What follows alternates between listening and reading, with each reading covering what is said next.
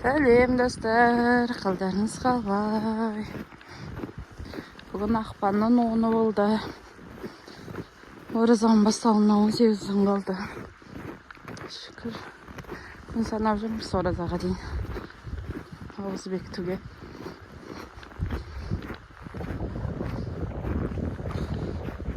Қораға бара жатырмын.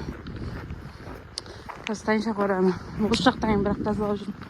Күн үшін Нұрланға көмектесіп жүрмін. Сағат 8. Қарағанды облысы. Күн аяз. Кешеде аяз болған. Жүлді аяз. Күн күшті болып тұр. Әдемі көрініс қой. Ұнап тұр өзіме.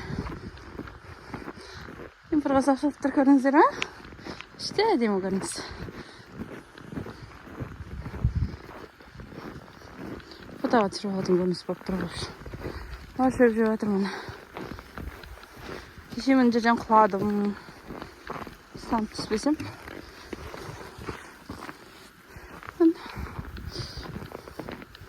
Шөп жеп жатыр.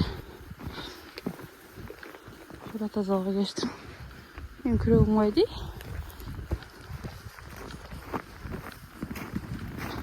Күрегім тауып ал енді. Сәттілік деп қойыңыздар. Мен таптым. Достар, екінші қораға келдік. Ана қорам біттік.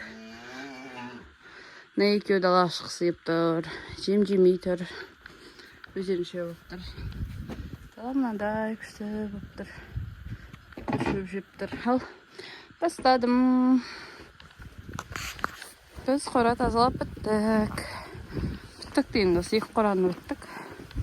Мен жақта атайынша қораға барам. Бұған боқты өтір. Мұнандай болып кетті. Мұндай желді аяз болып кетті ғой. Кәдімгідей ызғар болып кетті.